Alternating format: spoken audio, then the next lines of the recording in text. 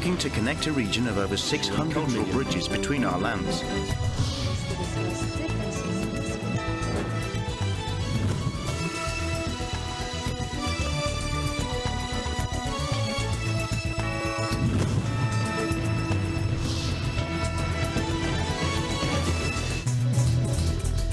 Good evening, I'm Alma Angeles, and you're watching ASEAN in Focus on tonight's headlines. The National Economic and Development Authority, or NEDA, urges changes to the Philippine Constitution to attract more foreign investment. And they say this could boost the economy, improve services, and position the Philippines for regional leadership. The Philippines accuses the Chinese Coast Guard again of attempting to block a government supply ship bound for Filipino fishermen. And this marks the second such incident near a disputed reef in 2 weeks, raising tensions in the region. President Marcos Jr. has signed 2 significant laws. The Tatak Pinoy Act will support and promote Filipino businesses, while the expanded Centenarians Act provides expanded benefits to elderly citizens. And later, Canadian communities give back. In freezing winter temperatures, members of the Iglesia Ni Cristo Church in Eastern Canada are spreading warmth with their INC Giving initiative. This global project aims to uplift those in need. Tyra Lu will give us the details from Canada.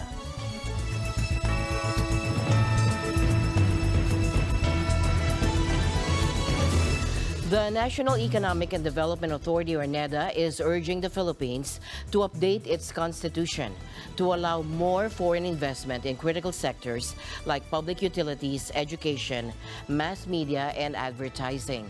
This move, they argue, could create more jobs, improve services, and position the country as a leader in the region. President Marcos has given his directive. The Constitution must be updated to meet the daunting challenges of the present and prepare us for the uncertainties and complexities of the future. We must lift restrictions on critical sectors such as public utilities, education, mass media, and advertising so that we can realize their untapped potential and enable them to contribute to the country's economic progress. NEDA Secretary Arsenio Balisacan believes opening these sectors would improve public utilities. Foreign investment could bring better quality and affordability in services like water and electricity, while also addressing infrastructure funding gaps. Boost education. In the education sector, this initiative will ensure that Filipinos can access global knowledge, skills, and technology that can nurture a culture of innovation, positioning the Philippines as a competitive hub for knowledge exchange in the region. Modernize mass media. In this era of globalization, allowing foreign investment in mass media will also enable local media professionals to increase their global presence. More importantly, this will allow the industry to modernize, expand markets, and keep pace with international trends. Additionally, allowing foreign investment in advertising will introduce new ideas, technologies, and best practices that can enhance the effectiveness and reinvigorate the creative excellence of our local advertising industry. Adding to the arguments, Balisacan himself, a member of the academic community and a student of the Philippine Economic Development, expressed his concern. Over the last few decades, during which we have witnessed our Southeast Asian neighbors overtake us across a wide range of socioeconomic indices, these provisions, in conjunction with other binding constraints to investments, have resulted in lower levels of foreign direct investments or FDI flows to our country. Compared to our dynamic neighbors, historical data show that the Philippines has obtained a smaller share of FDI inflows that could have generated more economic and social opportunities crucial for inclusive growth and development. Globally, evidence shows a significant connection, on average, running from the extent of the country's statutory and equity restrictiveness to the country's realized FDI flows.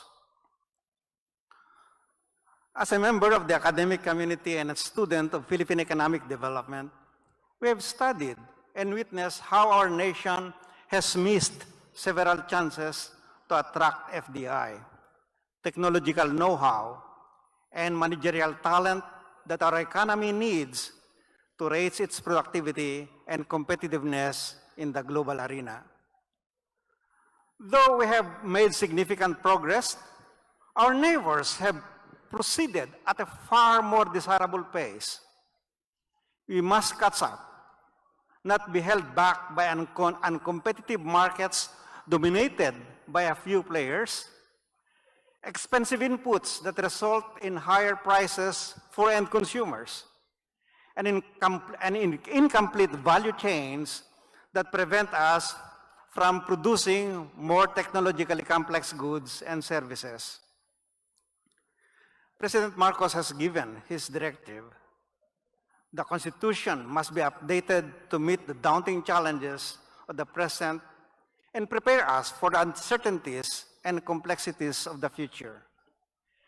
We must lift restrictions on critical sectors such as public utilities, education, mass media, and advertising, so that we can realize their untapped potential and enable them to contribute to the country's economic progress. Overall, the proposed changes aim to create a more attractive and globally competitive environment for the country, fostering economic growth and modernization across key sectors. To be sure, this initiative will not solve all our economic ills. Amending these economic provisions is one complementary strategy to unlock the country's economic potential. Let me emphasize that we only reap the benefits I mentioned if we also address the other problems involving high energy costs, inadequate connectivity infrastructure, slow bureaucratic processes, inconsistent local and national regulations, and highly concerning learning poverty and malnutrition. I urge our legislators to proceed with deliberation and prudence in considering these amendments. Let us work together to ensure that any of the changes we make are not only responsive to the needs of our time, but also serve as the foundation for a more prosperous, resilient, and inclusive future for all Filipinos. Now, the Philippines is accusing the Chinese Coast Guard of attempting to block a Filipino government vessel delivering supplies to fishermen in the South China Sea. This is the second such alleged incident near a disputed reef in 2 weeks. A Philippine Coast Guard ship, the BRP Datu Sanday, was supplying fuel to fishermen near the Scarborough Shoal when it was approached by a Chinese Coast Guard vessel and 3 other Chinese ships on February 22nd. The Philippine Coast Guard reports that the Chinese vessels came dangerously close to the Datu Sanday and engaged in dangerous maneuvers. Despite these actions, the Philippine ship's captain was able to avoid being blocked. This incident comes just a week after another Philippine Coast Guard ship reported a similar encounter with Chinese vessels in the same area. The Scarborough Shoal has been a source of tension between China and the Philippines for years, and China claims the shoal, which they call Wangyan Island, despite it lying closer to the Philippines. The Philippines has accused China of harassing Filipino fishermen and preventing them from accessing the area's rich fishing grounds. Hanggat hindi ho nila kami sinasaktan, pagpapasensya na lang ho. Para kahit pa paano po makabalik kami dito sa Scarborough, makapangista kami na maayos. And that we were able to monitor ang paglalagay ng Chinese Coast Guard ng barrier sa bukana ng Bahod na Masinloc. But for the BFAR vessel, instead of wasting their time and effort in trying to operationalize yung kung tatanggalin nila yung barrier na yan, what they concentrated into is yung pagdidistribute ng fuel subsidy and other grocery items to support our Filipino fishermen. This incident highlights the ongoing tensions in the region and raises concerns about the potential for further conflict. The Australian Deputy Prime Minister and Defense Minister Richard Marles expressed his country's support for Indonesia's territorial sovereignty, including the issue of Papua, during a meeting with his Indonesian counterpart Prabowo Subianto. Australia utterly recognises the territorial sovereignty of Indonesia, full stop. There's no support for any independence movements. We support the territorial sovereignty of Indonesia, and that includes those provinces being part of Indonesia. No ifs, no buts.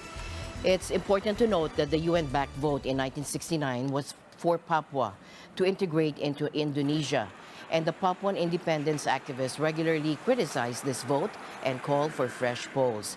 However, Jakarta maintains that its sovereignty over Papua is supported by the UN.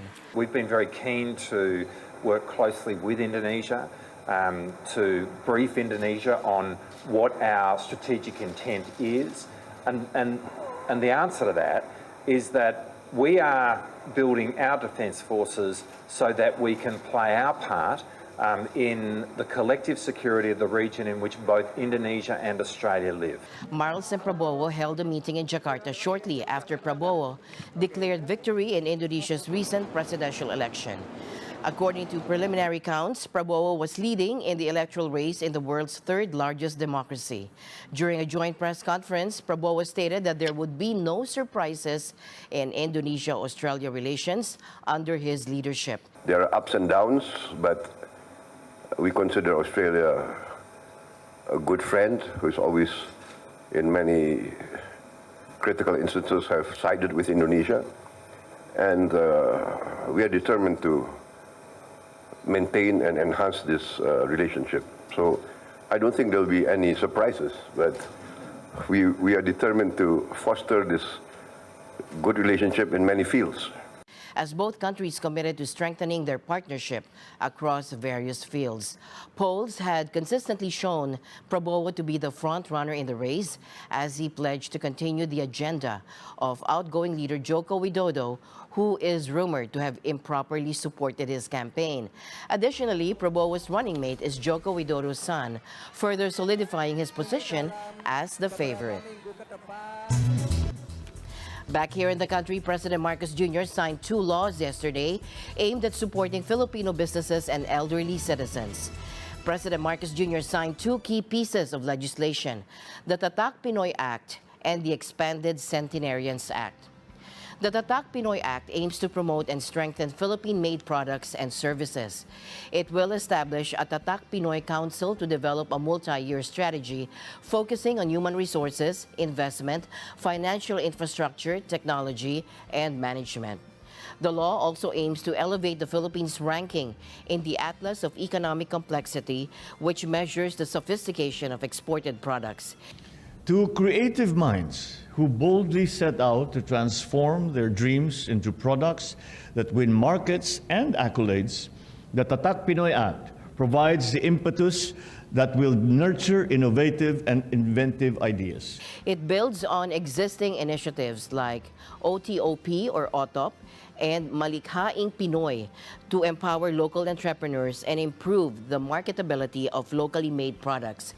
The expanded Centenarians Act extends the existing program, offering a 10,000 peso cash gift to Filipinos aged 80 and above every 5 years until they reach 95. Now, this recognizes the contributions of senior citizens and provides additional financial support.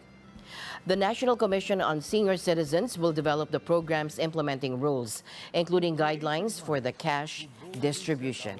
This is a very big impact, We have been waiting for this for so long.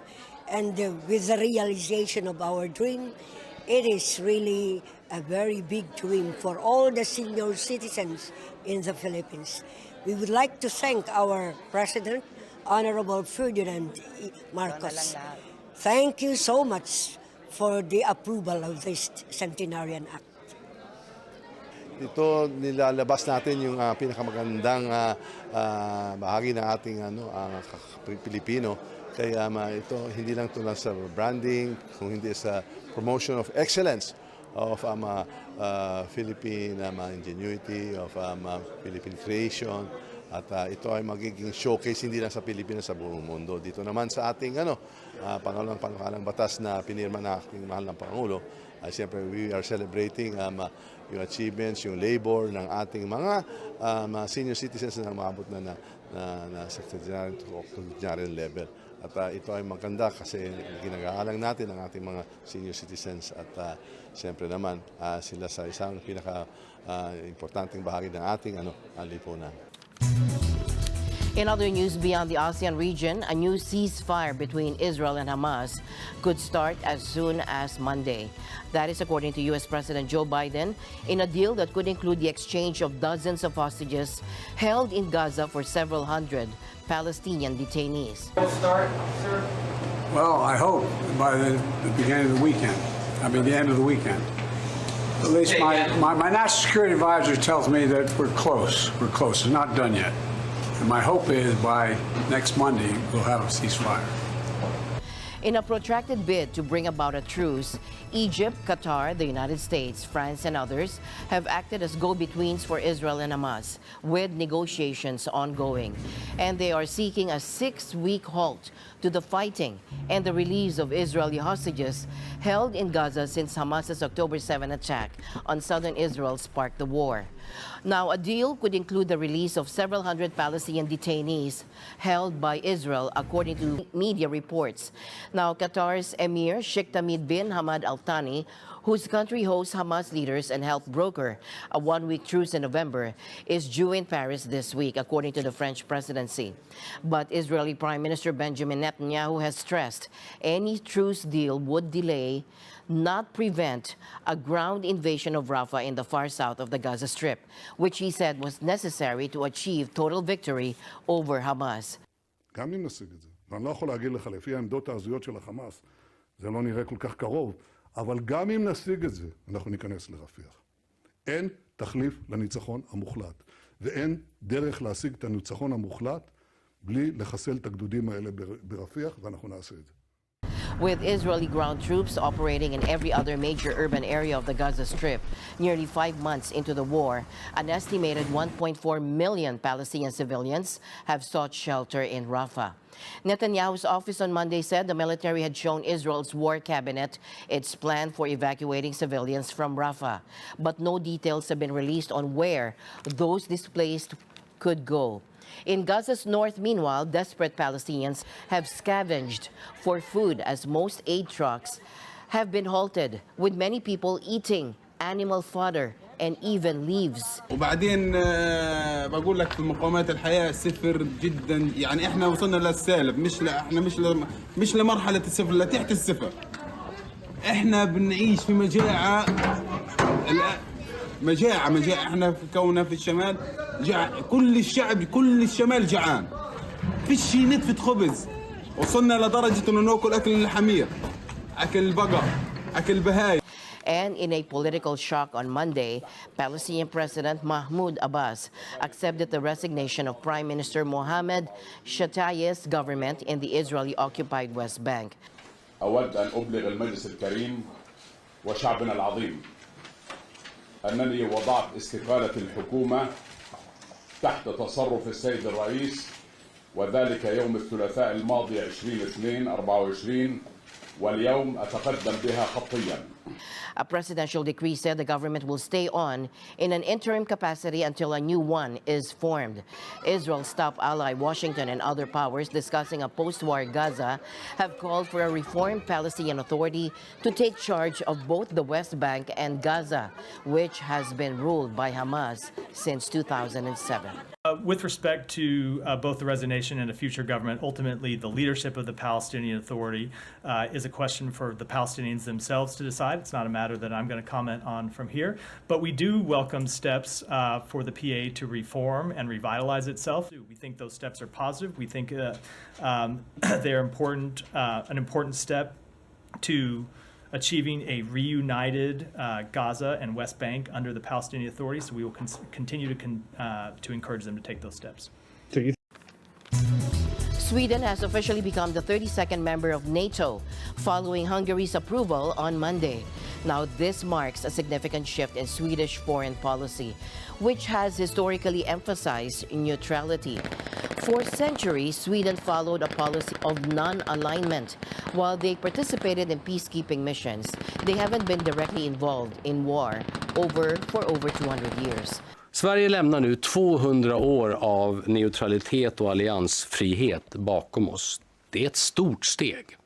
Det ska vi ta på allvar. Men det är också ett mycket naturligt steg som vi tar. So what changed? The biggest factor was Russia's invasion of Ukraine in 2022. Public opinion in Sweden drastically shifted in favor of joining NATO for security reasons. Well, I'm very relieved because we have been waiting for it for such a long time. It's a big change. Sweden has not been in an alliance, military alliance, for so many years. Well, I can't remember when. So this is a big change, but it's also a big change having a war in Europe. I believe it's safer, yes. With the connections, the getting closer to other corporations or countries that we have agreements with already, bringing us closer to our European neighbors, that mostly of them are related to NATO as well.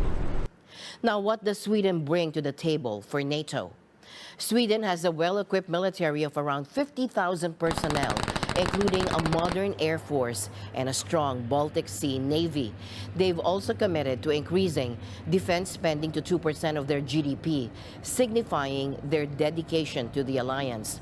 And how will joining NATO affect Sweden's defense strategy? Now, as a member, Sweden will now work collaboratively with other members to ensure collective security. Now, this means adapting to a unified defense approach, potentially including defending territories beyond Swedish borders. Now, some analysts suggest this could deter potential conflicts in the region. Others are curious about how Sweden will adjust to this new dynamic.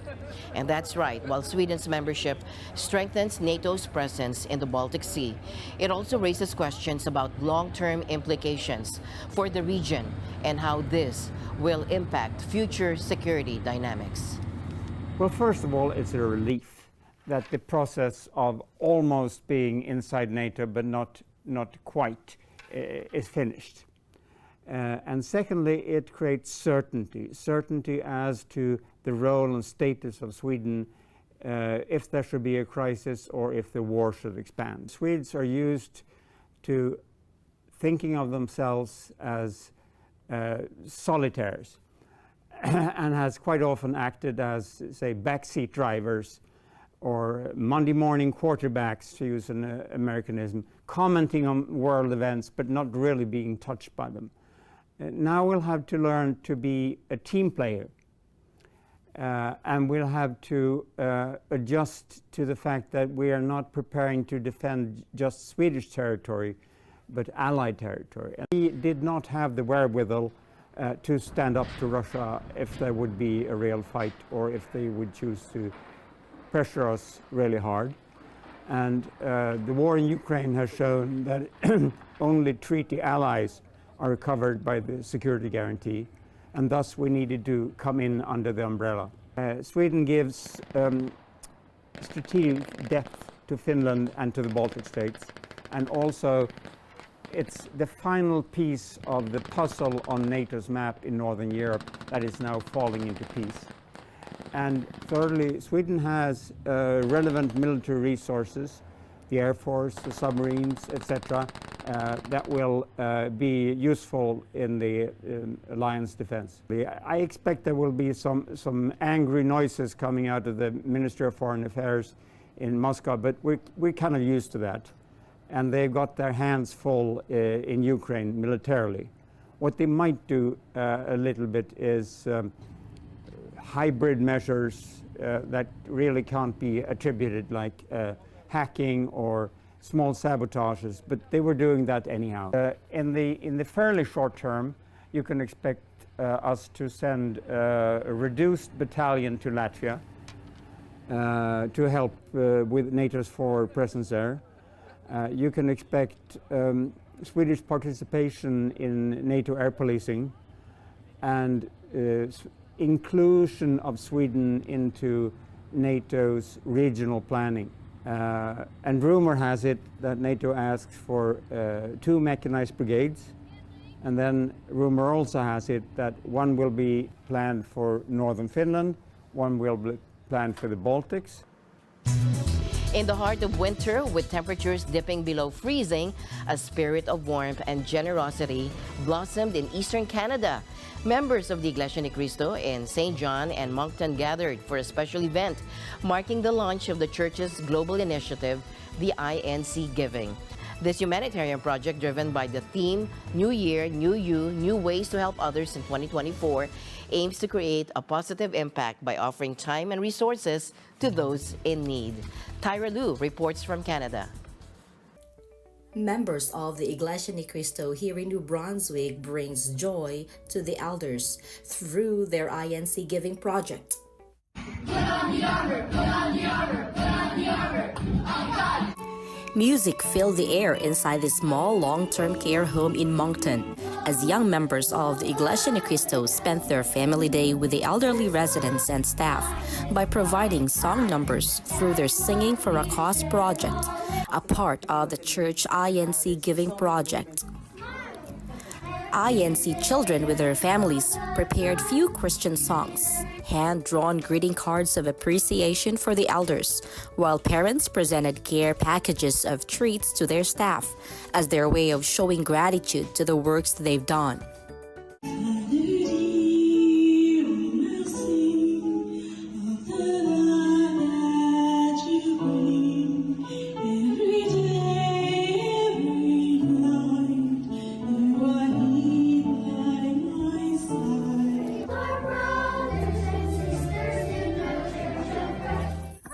From New Brunswick, Canada, this is Tyranel Filiulu. We live in extraordinary times. Put on the armor, put on the armor, put on the armor of God. As my usual habit, I'd like to end the day on a positive note. Let's encourage and build each other up so that no one is left behind. And that's it for tonight's broadcast. I'm Alma Angeles. Stay in the news because we live in extraordinary times. Good night.